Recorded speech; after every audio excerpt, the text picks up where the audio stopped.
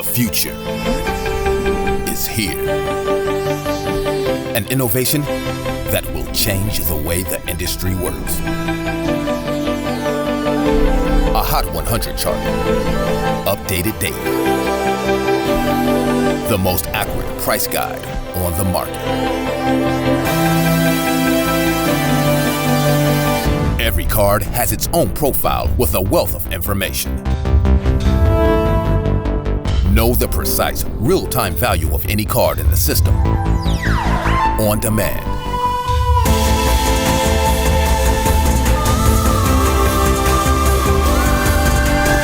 You now have the power to unlock the secrets of the hobby.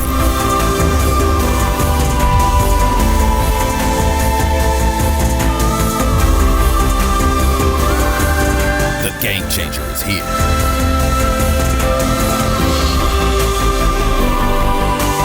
Card Ladder. Here he is. Yo. Hey, man. Sorry, dude. There's like 7 lives going on right now. Yes. Everyone's just reacting to Gary V. Everybody's ripping like Topps Chrome baseball and Oh, nice. lot of product. Bullpen LA, one of our local shops, just posted a picture with a mountain of boxes, cases of Topps Chrome baseball. I have displayed here an empty top loader, and a penny sleeve is inside of it too. And that is symbolic of the fact that we got several questions this week from people who are wondering when to sell, when to let the card go, when to empty the case. And so that may, in fact, be a topic for tonight. Nice. Let me send a quick shout out. I'm in the office with Christina, who's already commenting on the chat, calling me a dork. I'm here with Nick. We've been just grinding all day.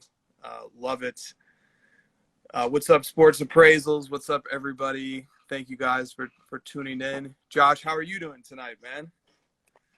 I am doing good. I'm on vacation, but I'm still making this happen for everybody because I know this show is so great and we have so many supporters, and it's one of my favorite parts of the week anyway, so I had to make it happen. Dude, absolutely. Thank you. Jacob, LTD 100K, California Card Collector, Sierra, SRT Collectibles. What's up, guys?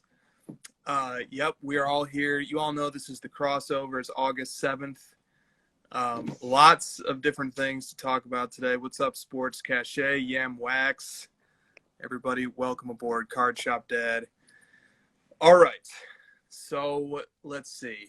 Where should we get started? First of all, apologies, because last week we recorded a terrific show, an absolutely terrific show, but we didn't upload it, not to YouTube nor to Instagram. So sorry for that, guys. We probably got several dozen messages, Josh, of people who were curious about what happened to that episode. That was my bad. Won't happen again.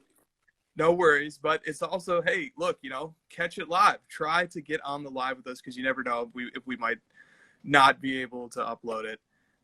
Names, cards, what's up, man? So many guys. Guys, thank you for the support for Card Ladder 2, Alamo City Sports Cards. We really appreciate it, guys. All right. One topic that's been popping up quite a bit this week is grading. And I think like one card is almost singularly responsible for it. And I think it's the 1996 Topps Kobe base, the paper base, PSA 10. I think that card, and I say that because my lifelong friend, Kyle, got inspired to start digging in his old binder and card collection, and he found 15 to 20 copies. Ooh, look at that. Yeah. Now, this card, I think, is number 16 on the ladder right now, something like that. It should be number 1 on Hall of Fame. Holy smokes. Yeah, that card. Card's on fire. Red hot. And I think it's There it is. selling for over $5,000 right now. That's the paper one. That's the paper one. Oof. Yeah. So I think there's a lot of people who have copies of like cards like that. Lots of Yeah. Kobe base cards. People have those. What's up, Brett Stacking Slabs? What's up, Mr. Lefko? How's everybody doing? And a lot of people have this card, and so now they want to grade it. And what's the pop on this one? 2,203.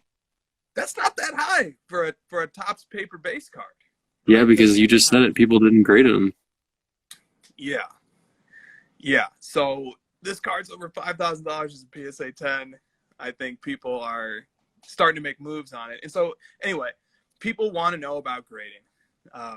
People want to know how to grade, who to grade with.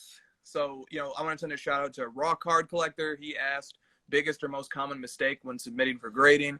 This boy Real asked tips process for sending cards for grading, looking to get mine done soon. So maybe we could, Josh, you're an expert grader, man. I've seen you send in more than a few piles and come back with, a great wad to sell. And so maybe you could walk through people through that process. And I think there's something to be learned here, experienced or beginner. It's always interesting to kind of see how other people do it. Yeah. So the first place you want to start is, having cards that are gradable, and that's going to be based on, and honestly, a great place to go to find out if your card is gradable is, jump on Card Ladder, jump on eBay, figure out cards that are moving up in value because of their grade. And if you have raw copies, obviously dig those out and start, especially with like the base craze. People are pulling base cards out of their boxes and grading them, and I don't blame them. I started doing that with the 2012 Prism Lebrons. I pulled 5 of them out of my binder because, they started jumping in price. So I would say with this modern stuff, anything like from this Kobe on forward, if you're looking at cards like this, I would only grade it if it had a shot at a 10.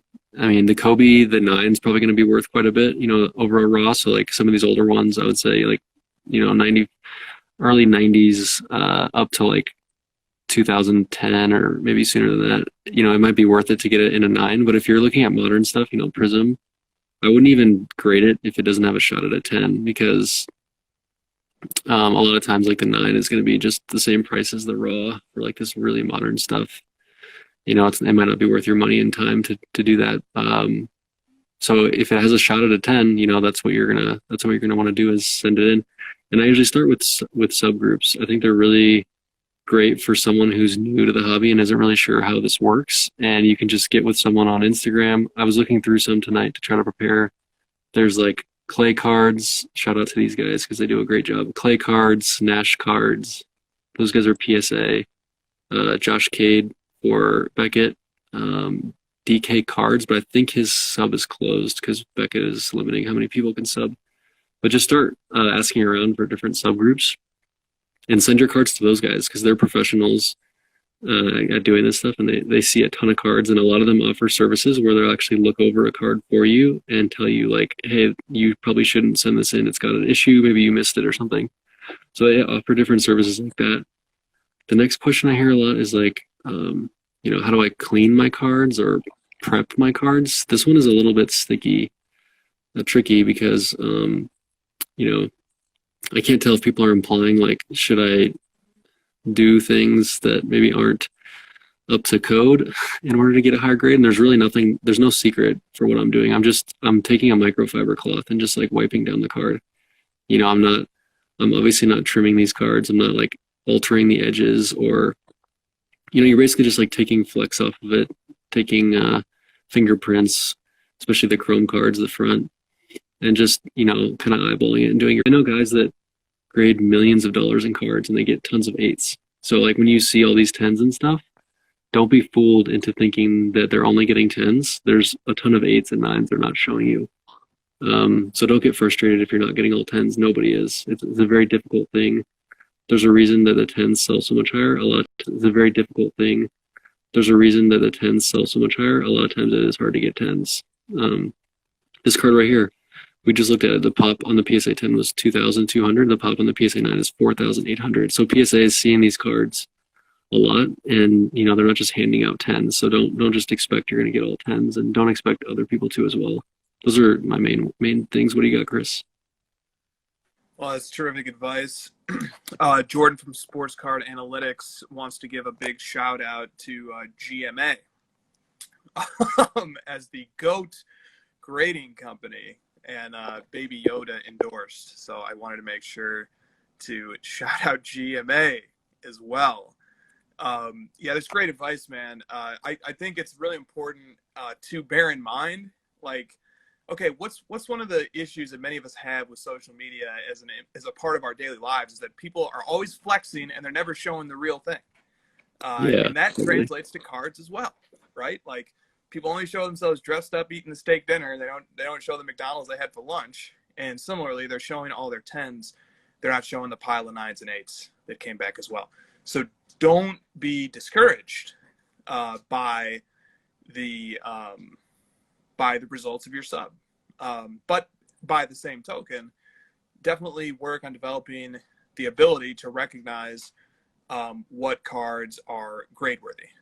And that takes a little bit of time, takes studying slabs, like, so for example, for this 1996 Topps Kobe base PSA 10, centering is going to be an issue on this card. It's a white border card. So think about that. In fact, this PSA 10 right here doesn't look to be perfectly centered. That's a 9. Okay, there you go. So that's why, right? So think about it, study it a little bit, right? I mean, this is an iterative process that you have to repeat and go through over and over again to get better at it. But I agree with your advice. Seeking out a group submitter is a terrific way to do it. It cuts out a lot of the headache, especially some of the great ones out there who just literally let you send them a package of cards, but just be very diligent. I mean, I know some of these guys get packages of cards from guys. They don't put their return address. Crazy stuff like that. They don't put their contact information. So just ask those guys what they want. Like, tell them, like, hey, what are you expecting from me? Please help me understand what you want me to do. Do you want me to send them to you prepped and ready? Do you want me to give you my address? Do you want me to tell you what sub level? Do you want a form filled out? I know Nash Cards has a really cool form that he makes you fill out, which is perfect for him, saves you time. You just need the expectation set on both ends of what's supposed to happen. Absolutely. And please understand that the most thankless job in the hobby is being a group sub guy. It's the most tortured person in the hobby. The guy or girl or crew who is running a group sub, they deal with people who are frustrated and upset and not pleased with anything at all times. And it's not their fault most of the time. Like, with the thing with submitting cards, whether it's PSA or BGS, guaranteed turnaround times are now gone for the most part, unless you're like doing a super high-end level card and you want to pay a lot of money for it. So please exercise the same courtesies and professionalism that you would exercise in any other business venture that you are participating in. And I think the group sub professionals would appreciate that quite a bit. And it's going to make your life and their life a lot easier. Be patient. Don't panic, right? Insure your packages, or better yet, insure your collection. Collect Insure is a terrific company that will not only insure your collection, but insure all packages going to and from you. So that's something worth looking into. Definitely more minutia we could get into here with grading, but if you get in with a good group submitter, I think it's a great place to start. And obviously I want to echo everything that Josh said. Yes, indeed. Patience, Danielson. Patience, indeed. Sports Card Cash said, always expect a 9, never a 10. Yeah, that's pretty much. Set the bar appropriately. And if you're talking like a 1996 Kobe, maybe expect an 8. That's a card that's almost 25 years old. So figure out, like, think to yourself, like, if I get a 9, am I going to be happy? Am I going to be mad that I wasted my time, or am I still going to, like, break even or make a little bit of money? If that's the case, then obviously grade it, because if you get a 10, you're going to make money. So a lot of people are making money grading right now. It's probably the most profitable part of the hobby, in my opinion. grading and upgrading, and because dude, PSA 10 2019 Prism base LeBron, which is like the most average card I've ever seen, and it's like crazy money for a PSA 10. I was buying those raw for like $2, $3. I was buying like quite a few of them, and now their PSA 10s are what? I haven't checked, but it's probably something ridiculous, like $1,000 or I can't even keep up. Yeah. His Laker rookie Prism. I don't even want to hear that stuff. It's made up. He does, right, and yeah, we'll just 788. and okay, let's keep going. That's an average price too. I mean, that card, I see all the sales coming in every day, every week of that card. And it just very recently jumped as well. Sometimes when you see a card like jump quickly in value, it's because somebody's coming in and buying up a whole bunch of them. And if one or more people start doing that, all of a sudden you're going to see a huge price run up very quickly. And they're honestly, not to imply anything unnecessarily, but you can have unintentional collusion if you have 3 or 4 different people who are interested in buying large quantities of this card and are interested, and they set a peak price point that's maybe 3 or 4x the value of the card. And if they all decide to do that at the same time, you can get a run up in value extremely quickly. So I think something like that maybe. So for example, not to say that just to give an example, there's a big buyer, Brian Gray, CEO of Leaf. Guy spends $1 million a month on cards during some months. He talked about that on an interview that he did with Jeremy from Sports Cards Live. He buys these type of cards. Now, I don't think he buys Prism LeBron, but he buys base. He buys what he considers iconic base rookie cards. And that's how a price can quickly jump. And, what's the pop on this card? Like over 1,000, I think, right? Yeah, dude, it's gonna go way higher than that, way higher. Nobody was grading these. Yeah, well, so it's from the same set as the Zion, and I believe the Zion is rapidly approaching 10,000 if it hasn't. Yeah, so this will get to 5,000, no problem. Yes, it will. Just to touch on a few more topics on grading, because it's something that a lot of people wonder a lot about, and we haven't really weighed in on a question like this one yet. GMI Flips asks, do grading companies have incentive to control pop reports for certain cards? What do you think about that? I mean, I grade a lot of cards, and I know generally when I'm getting 10s and 9s, and I know that I have a harder time getting 10s on certain cards, all other things being relative. Like if I think the 2 cards are both the same quality and condition, I have had a harder time getting 10s on certain cards, and I don't know if that's, PSA wanting to control the pop, or, it's just like a more prestigious card, so PSA gives it more attention. I'm just, at this point, I'm just guessing, so I'm not going to like tell you one way or the other, but yeah, I mean, they're not just going to hand out 10s on PSA, on LeBron 2003 Topps Chrome refractors anymore, because those things are worth so much money.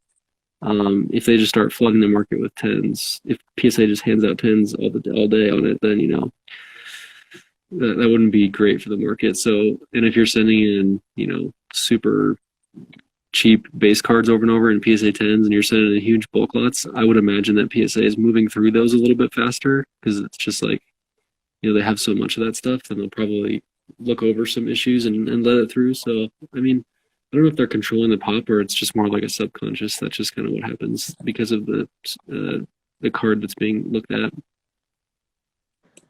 Yeah, well said. I agree with that. But it is a big deal, like you said. If the 1986 Fleer Jordan PSA 10 goes from 312, which is its current number, to 500 in a week, that would be an issue for the market for that card.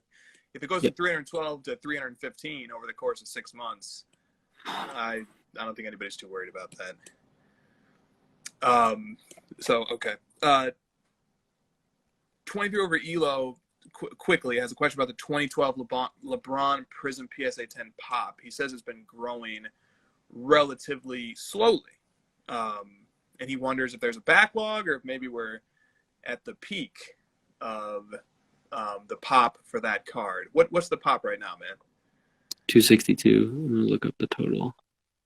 Yeah, 262 isn't that crazy. We had total cards graded in 2012 is 9,000. Didn't you say 2019 is 90,000? Yeah, 2019, last I checked, has at least 90,000. I think it's a little The bit total is 600.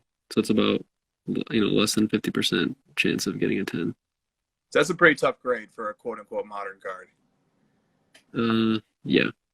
So, I mean, the pop's going up quite a bit. So, I mean, it's not like blowing up, but it's still going up. Yeah. And there's just not a ton of 2012 Prism. Yeah, and like there's not a ton of it out there. Right. Yeah, it's probably the shortest printed Prism issue. And in fact, Kevin Hake of Panini, when he was interviewed by Christina, said that Panini was on the verge of canceling its Prism products whole cloth. And so obviously the products were not, being mass produced or mass consumed during the early life, which creates a situation where, you have a highly desired legacy brand now, and the early editions are relatively short printed compared to the later editions. So, okay. Lefko has a great topic that I think we should talk about, and we got some other questions on it too. And Rodman PC has a question on this as well. What's up, Rodman? Rodman says, touch on which cards are dropping off. Which cards are dropping off based on player performance now that the NBA has resumed. And so one quick way to do this is Josh has pulled up like a beautiful graph here. Do you want to talk about that graph for a second before we go into this next topic?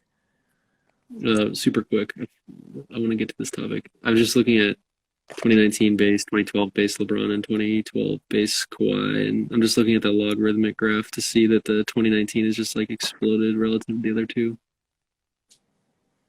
Yeah, and briefly, so we now allow graphing on a linear or absolute dollar y-axis, as well as a logarithmic scale. And the beauty of logarithmic scale, as Josh has pointed out, is that the logarithmic scale is, in effect, telling you rate of growth rather than absolute dollar growth. So you're able to, when you look at the slope of the line on a linear graph, the slope isn't actually comparable to other slopes that are in lower dollar ranges because you're measuring by absolute dollars along the y-axis. But if you look at a logarithmic scale, yeah, that's a great one to start with here. But if you look at the logarithmic scale, what you're looking at is rate of growth, because the interval now allows equal size on the graph for equal changes in value. So the space from 1 to 10 in dollars is the same size as the space from 10 to 100. So when you're looking at the slope of a logarithmic graph, now you're comparing apples to apples. You're comparing rate of growth to rate of growth. So powerful new feature for the data nerds out there. So to get to Rodman's question, so Josh, you had just pulled up Jaren Jackson Jr.'s card, and he just suffered a meniscus tear, I believe, which is like a 6-week injury. Chris, the sports card physical therapist, has a great article, I think, on this topic and many other topics pertaining to injuries. So take it away. What are we looking at here in terms of players who are dropping off and going up in relation to bubble performance? I'm trying to find some, and I think it's the guys that are like getting knocked out of the playoffs. So I'm saying Zion go down because it looks like they're not going to make the playoffs. Jaren Jackson Jr. went down obviously because he got hurt. I was thinking Devin Booker might start going down because I think they're eliminated now because the Grizzlies won tonight. So let me look at Booker. Dude, this is insane. I think we should just talk about how insane everyone is. What are you doing? You're paying.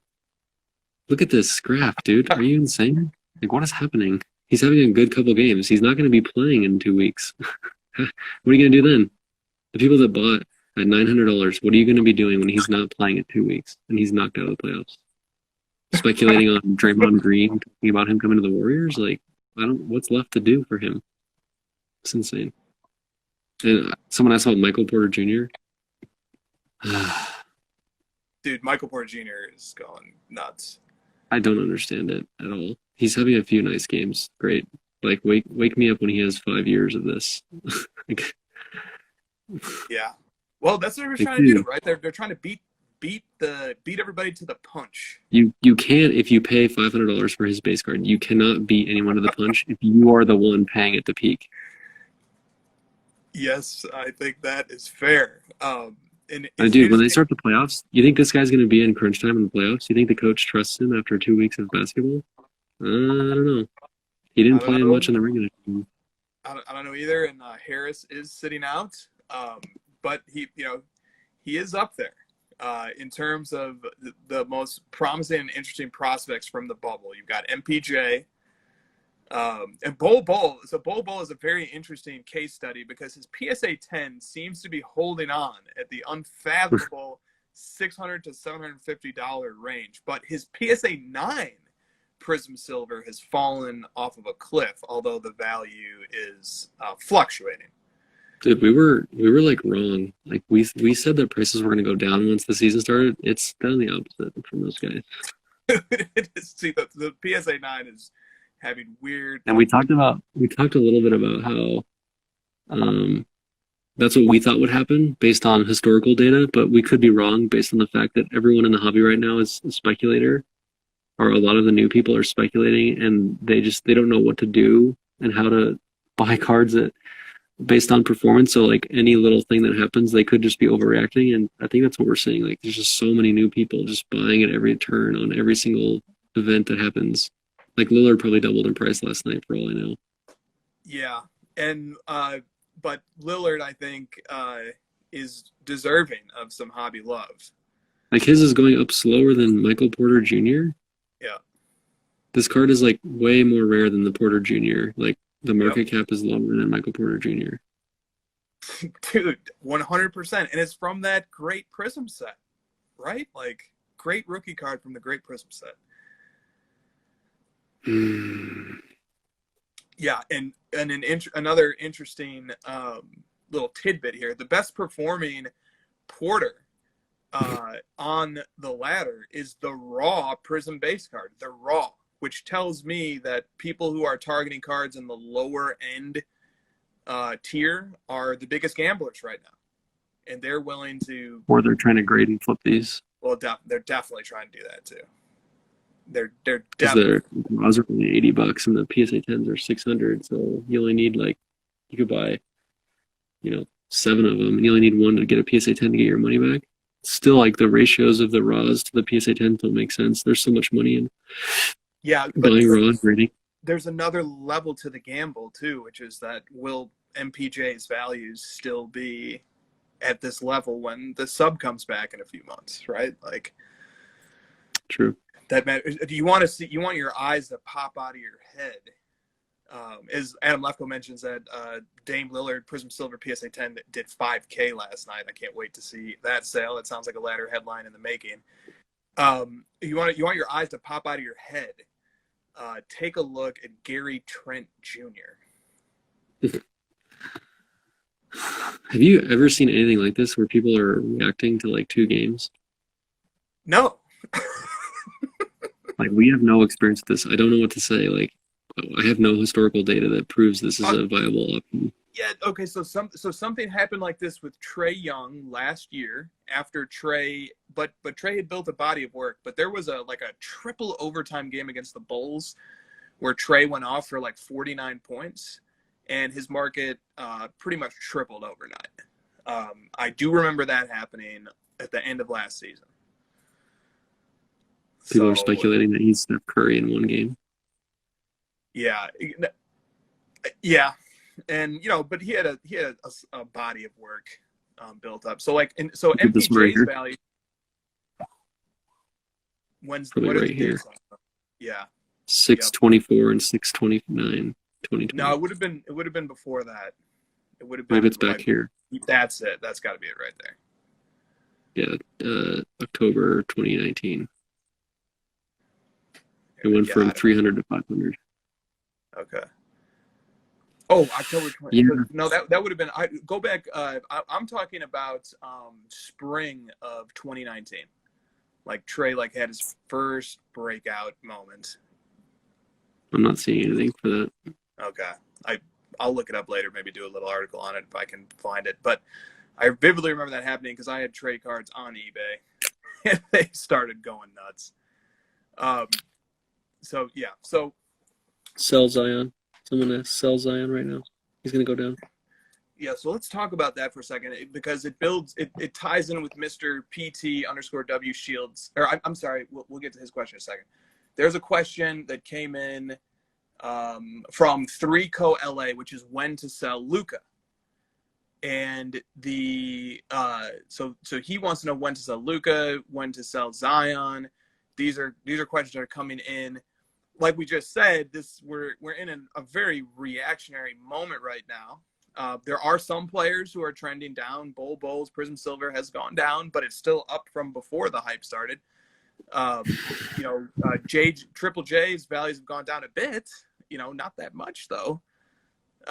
So what do you think, man? When to sell these guys? Luca, Zion, prospects who are maybe going to make the playoffs, maybe not. Luca will. Zion looks like he's probably not. Morant's might not. But these guys are all going to get knocked out in all probability. So when do you sell? No. There you go. I mean, I'd be selling Zion right now if I had it. But I keep telling people to sell, and what the hell do I know? The prices keep going up. So people might start speculating on next year already, like the day after they get knocked out, for all I know. Who knows? I would sell. There's so many better buys out there right now. It's insane. Right. These guys are playing right now, and they're about to start losing, getting knocked out. And there's tons of other guys out there, other sports. We've been talking about the last few weeks. Look at other sports. There's ridiculously undervalued things in football and Pokemon and baseball. I don't want to look at basketball anymore. I'm just getting sick. We just talk about something else. Well, Stacking Slab says, watch basketball and buy football. Yes. That's what I'm doing. I'm still buying football. I like that. I like that a lot. It's very hard to lose in this market. Even if you're owning Triple J's, oh no, you're only going to be up 3x instead of 5 or 6. So I don't know, man. Very hard to to advise or to counsel or to give input at all into a market. We need some Zeke Elliott. Someone told me we need to add that. Someone told me that his Prism Silver PSA 10 rookie went from 250 to 400 in the last week. Well, I think people are starting to ramp up on fantasy football guys a little bit. Sounds reasonable. Sounds fun.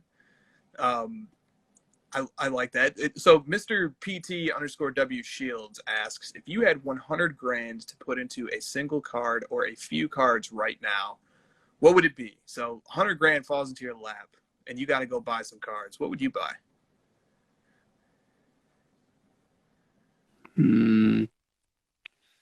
I'd buy a crap ton of Prism base cards raw and grade all of them. Honestly, you'd probably make a lot of money that way. Unfortunately, it sickens me to say it. I'd probably buy a Jordan card right now. I'd probably buy a PSA 10 Fleer rookie or something. It's just such a steady card, and it kind of dipped after Last Dance. People are focused on current NBA players. Jordan's this is the one time a year that Jordan's a little bit undervalued. He's always going up steadily, but a Jordan Fleer PSA 10 rookie or a sweet 90s card or a PMG or Ruby's Jordan right now would be really sweet if you could get your hands on something like that. That's probably what I'd be doing if I had $100,000. It's a lot of money. Yeah.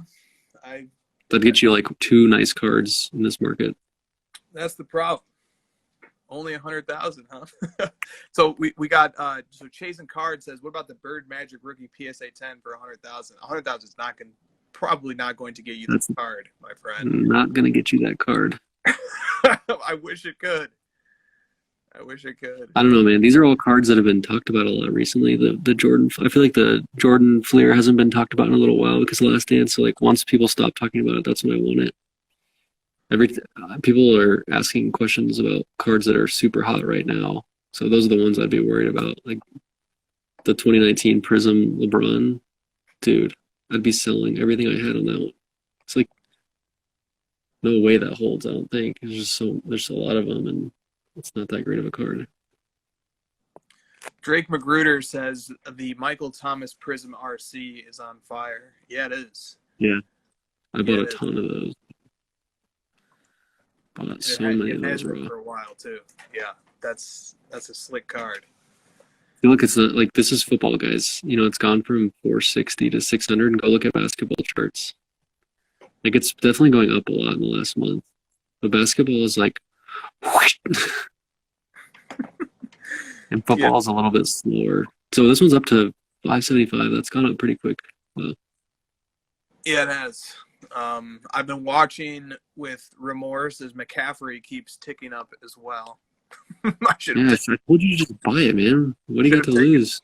Should have taken my own advice on McCaffrey. Dude, at this point in the last couple months, like you said, you pretty much just buy anything and you'll make money. So just like buy what you like and you'll make money and you'll have fun. You will. And my philosophy has been for the last few years, it makes no sense to have cash when I know and understand and have confidence in cards and picking cards.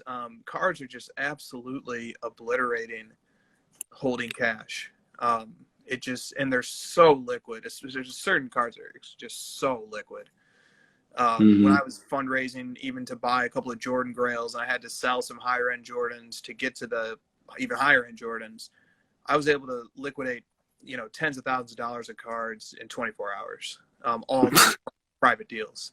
So cards are just so liquid that it's tough to keep any cash. Just keeping up, just keeping up cash in my account to afford food for a week, and the rest cards.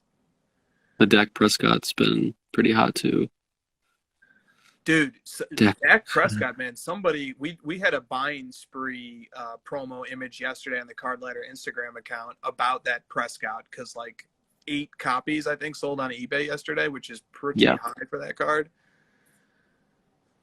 It's like a decent size of the pop of that card.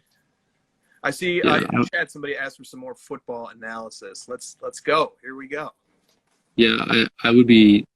My attention has been on football for months, guys. Maybe that's why I'm getting a little bit of FOMO about all these crazy jumps and ridiculous players in the NBA, because I never would have bought it. So I missed out on that. I've been buying football like a madman for a long time now. And I've been buying all kinds of players: Lamar Jackson, Brady, Mahomes, Russell Wilson. I've been buying receivers, as I said a couple weeks ago: Julio Jones, Michael Thomas. I think a lot of these football guys are just like, way, way, way, way, way cheaper than these basketball guys. I can do a comparison of like Julio Jones to Bol, and like the market cap of Bol is higher than Julio Jones. And I'm like, yeah, I understand the international market, but are you really going to tell me that there's more fans in the world of Bol than Julio Jones? He's like one of the best receivers of all time. He's an established player with his team for almost 10 years now. He's got a crazy fan base. I just don't understand the investment side of like, oh, I got to get Bol cards, like, because he's a basketball player. There's other sports, and there's other players who are just as established, and obviously in this case, way, way, way more established. So I would still be sticking to like superstar players if I'm buying cards, and the superstar players in basketball are just so stinking expensive. So that's why people are jumping down to lower tier level players of basketball to invest in and trying to speculate and make quick flips. I think you can do that with football with superstar players and be a little bit safer. So, guys like Julio Jones, Christian McCaffrey, Michael Thomas, Patrick Mahomes, Lamar Jackson, these guys are like, all top 10 players in the NFL if you look at the top 100, and all those guys I just named, and they, are the top 10 in their sport. That's like a way bigger sport. So like they're just, these are like the Giannis, LeBron, Lucas of that league, and they're cheaper than Bol. So I'm looking at football, and I'm starting to look at other things too, like Pokemon, where there is no speculation. You're just buying characters. I'm looking at golf. I was looking at tennis a little bit, like Roger Federer, Tiger Woods type guys, where those like elite all timers, superstars in their sport are like cheaper than weird basketball players. That's where I'm at right now. Yeah, I think that is a refreshing take on the state of the hobby right now. I don't see anyone on Instagram talking about this stuff. No. And I'm not trying to say like I'm smarter than those people. I just like it's just something different. You know, I like talking about things that are different. Dude, absolutely. What's the chat going on with football? I haven't been watching the chat. Manning, sorry, yeah, Peyton Manning cards are on fire. Yeah. And they should be. Peyton Manning's freaking amazing. He is, man. And I think his Topps Chrome card is very unique. Slick. I've been buying Randy Moss too. Do we have any Randy Moss? We do. Randy Moss. That card's gone up quite a bit too. Yeah, dude, you should have bought McCaffrey. He's a fun person. He's a fun player to own right now. Dude, and I wanted his RPA too, and I saw one of those just sold for an all-time high, but I did not get it. I would love his RPA. I've seen a lot of people pumping Trubisky. Like, I don't understand that. He's been terrible. Dude, he doesn't even necessarily have a job right now as a starter. Year 5. This is the year he figures it out, or year 4? I hope so, man, for the Bears, but yeah, I guess we're just at this point now in cards where people are just like starved to speculate and guess on players. I personally, and you know, you guys don't have to listen to me. You can just keep doing the speculating. I personally would prefer to buy sports cards of players that are already like shoe-in Hall of Famers or guys that are on their way to being Hall of Famers. It's way safer. And if the bubble pops, you know, hypothetically the bubble pops on some of this stuff, it's going to be these lower end players. It's going to be the high population cards because those are going to be the ones that flood the market. It's not going to be low pop PSA 10 refractors of superstar Hall of Famers. Those aren't the cards they're going to drop because they're not going to come up for sale anyways. That's exactly right. No one will be in a rush to sell those. This one's 1,000 now. What's going on in the chat? Help me. Let's catch Dude, up. the chat is loving the football talk, and that's Wrestling. great. That's a good one. Wrestling cards are sick, dude. I like wrestling too. I'm behind on wrestling because of Gary Vee was talking about it, so I didn't want to. But now I think wrestling cards are cool. Yeah, I've got a boxer. I want to send a shout out to Shap's Cards. There's a boxer whose cards I was trying to get into, but the offering is so limited. I literally typed him in. He's like maybe the most famous boxer in the world active right now or close to it. And I typed his name into eBay with the word PSA after it, and there was not a single card. And that's extremely actually exciting to me because that stuff's actually looks like it's pretty hard to find.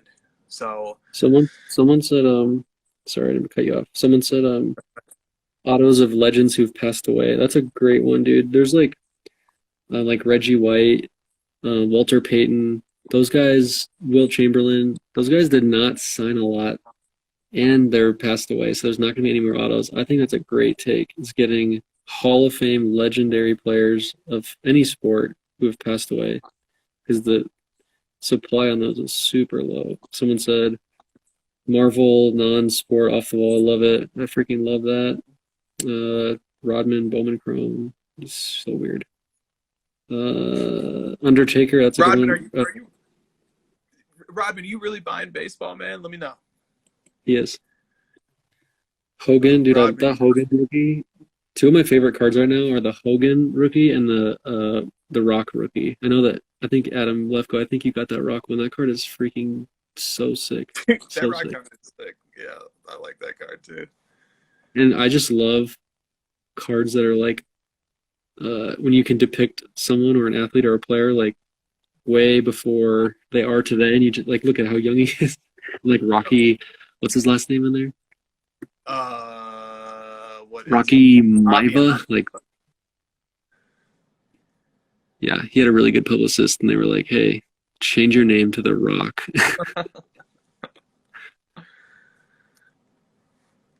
Pop 17. All All right, what else? Golf, yep. Macho Man, soccer, Rock rookie is sick. Yes, it is. Carson Wentz, that one's an interesting one. There's a lot of money going into quarterbacks who've like had a couple bad years. And those are interesting takes. You can keep going, Chris. Sorry, I'm on a tangent. No, I love this tangent. One thing that occurs to me is I'm always wanting to come up with the sociological or the economic explanation for how is it that we have prices of Mitch Trubisky going up 4x in a month when very little has changed in his situation except that Nick Foles is competing against him for a starting position. And I think the thing that has changed is something that has nothing to do with sports per se. It has to do with people have gotten rich off of cards and they want to keep going.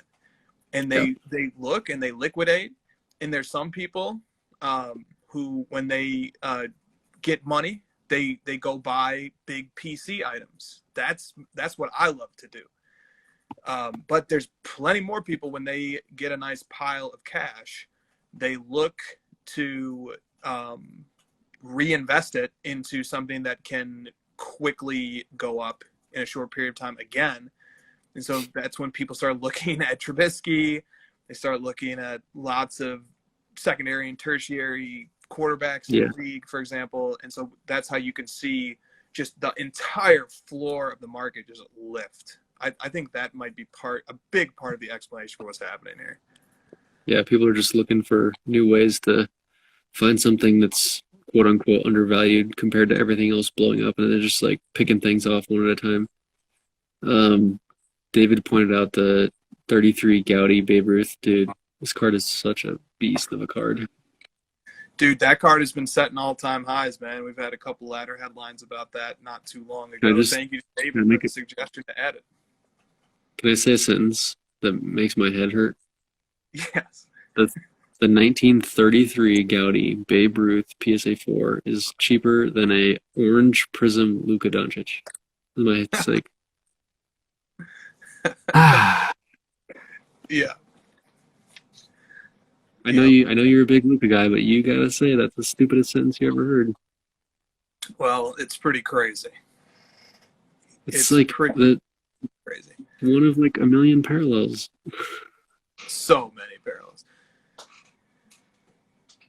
Dude, yeah. If I had 20 grand and I had to choose between a Luca Pulsar or something crap or a 33 Gaudy Babe Ruth, dude. Babe Ruth's like one of the most legendary athletes of all time.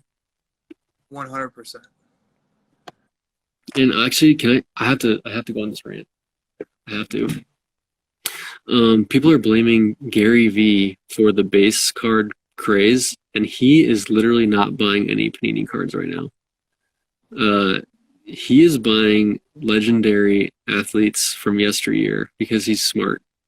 So I don't know where people are getting this whole like Gary V made this situation happen with base PSA 10 Prism high pop cards, because he sort of did with a couple, and that was when he was new. And now that he's in it and he's figured it out, he's doing the opposite of all those people, and he's buying older stuff. He's buying like Shaq, and he's buying Dr. J, and he's buying older cards of legends that like can't possibly have something alter their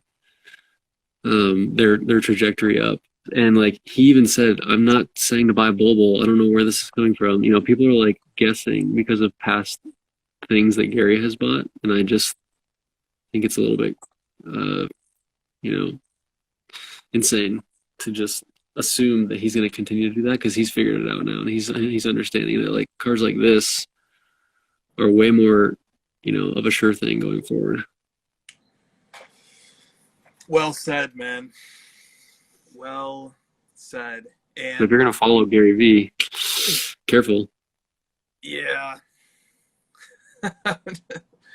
Always be, all right, let me have a rant for a go here that relates a little bit, because it ties in a little bit. So Gary V has never offered picks He's never said, buy this card, to my knowledge, he hasn't. He did with the Giannis. He did with the Giannis. He did with the Giannis, okay.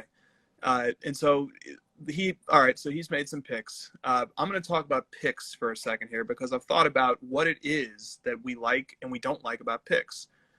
What we like about picks is if somebody makes a pick, they're putting their money where their mouth is, essentially, if they're buying it as well as offering it. So that's fun, right? They're saying, hey, look, I believe in this player. I'm going to buy it. But the issue is if somebody makes a pick and a bunch of people buy it, not because of the rationale, but because the pick was made, the price increase isn't based on anything other than the pick itself.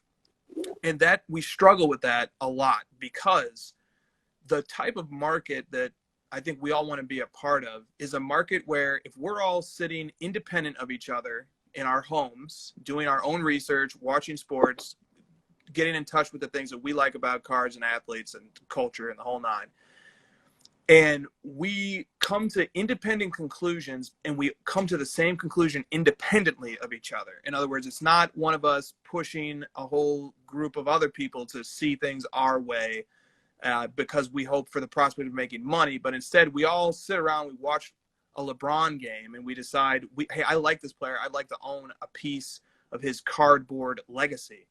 If we all independently come to that conclusion, that is something that we feel is organic and natural. And it's something that can replicate over time. It's something that, when we all independently come to that conclusion, it feels right and it feels natural. But if we have situations where people are coming to the same conclusion, not of their own volition, not of their own thought processes, but they're coming to a conclusion because they're chasing money, because they believe that a pick has been made and money will be spoken into existence based on the pick, and they all buy the card and they end up selling it to each other back and forth, ultimately setting aside whether or not that method makes money. It doesn't feel natural. It doesn't feel like it's tied to anything real. It feels like a speculative bubble. And so I've been thinking about this idea of picks. I don't do picks. I find picks interesting if somebody wants to make a pick. Especially if they give their reasons, I find it interesting. I've never been influenced by a pick once, precisely because I prefer to try and get in touch with things that make sense to me. But I'm always willing to listen to other people's ideas. But in a nutshell, that's I think the issue with picks and the pick culture in sports cards. Love it, dude. Totally. You're 100% right. And I've gotten into some gray areas where I feel like I'm making picks where I shouldn't be making picks, and step on my toes when I do and tell me to stop. I'm mostly trying to push people away from the some guy had one good game and a couple Instagram influencers are saying this is the next LeBron, this is the pick, this is what you need to do. That's the kind of stuff that I'm like, gosh, guys, please stop doing that and go buy guys who you don't need to pick that we already know is great, right? Like you're saying. That's how I feel about it. But, by the same token, like, how can we not get excited about the guys that we like? And how can we not talk about it? How can we not want to share it? Like, God, I was so absurdly hyped over Luca, especially when the season started. But that's what makes it fun is, you get lucky once in a while and something goes We've talked about how you've told me this a bunch of times. And one of the things to look for if you're trying to figure out if someone's going to be a good investment in sports cards is go find that player's collector base, their super collectors, talk to the people who really collect them and figure out why.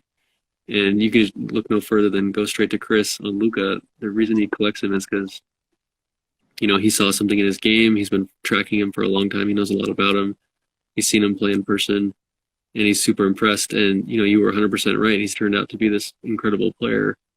And then, same thing with me with LeBron. I've seen him play so many times that, I'm not picking anything. I've seen it over and over. I see it on TV. I see it with my eyes. Forget where I was going with this, but yeah, look for people's collector bases, and if you can't find a big collector group of Bol, you only see people buying because he had, that there's a sign to you that like this isn't going to be a sustainable thing. There's not a lot of collectors of this player. It's just all people that I meet speculating. I've met people of football players that I've been buying recently where they're just all collectors, and I haven't met anyone speculating on them. So I just feel like, okay, if there's people collecting this person, there's a lot of people that like this person, this player, and it's a good investment for me to put some of my money into it because I know people like this guy. Other people know more about him than I do because they collect him. Yeah, you said something the other day. I don't remember what the context was, but I remember it because it was poignant. You said player collectors are the foundation of the hobby. And if those guys go away, then the hobby is in big trouble. They are what underlies and props up this entire market, is the fact that there's people out there who buy a player in order to keep the cards. Yeah. Ultimately, a card, can be flipped over and over again. And I'm learning to respect and appreciate the short-term game more and more as I see it. But to me, I pick cards that I want to have and enjoy and show off and build community and get respect and, flex with and stuff like that. Like, that's the stuff that I just absolutely love. And so, like, that's the thing that worries me about the Luca market specifically right now, is that when Prism Silvers are $6,000, is there any room left for player collectors to get involved? No. Not on Prism Silvers anymore. That's become, and there's too many of them, right? There's too many. Like, there's not that many collectors.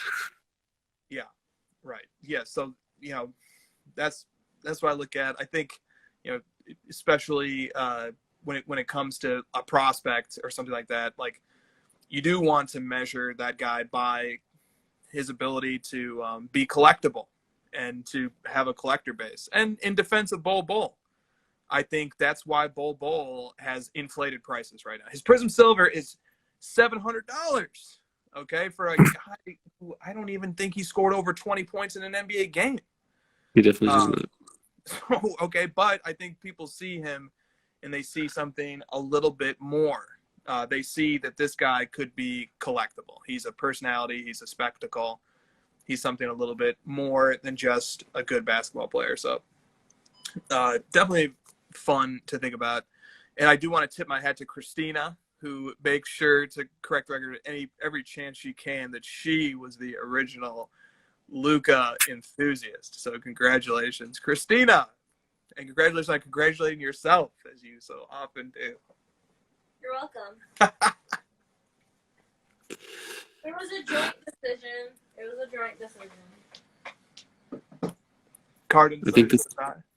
I think this like all goes back to collecting what you like, because if you collect what you like, that means other people probably like it too. It means that other people like that player probably. If you like that player, if you're buying something that you're buying because you saw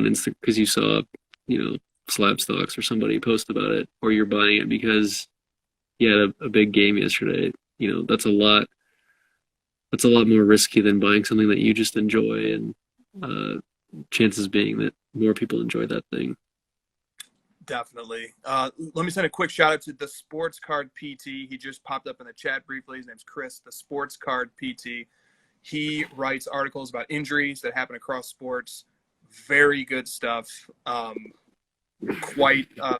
So the chat just always starts going crazy at the end. Yeah, David, I agree. The collector mindset always wins. That's 10 seconds. See you next week, guys. This chat is blowing up. See you guys next. The future is here. An innovation that will change the way the industry works. A Hot 100 chart, updated daily. The most accurate price guide on the market. Every card has its own profile with a wealth of information. Know the precise, real-time value of any card in the system. On demand.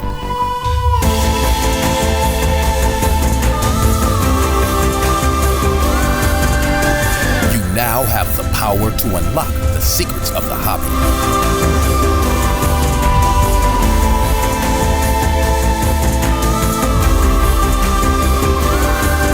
The game changer is here.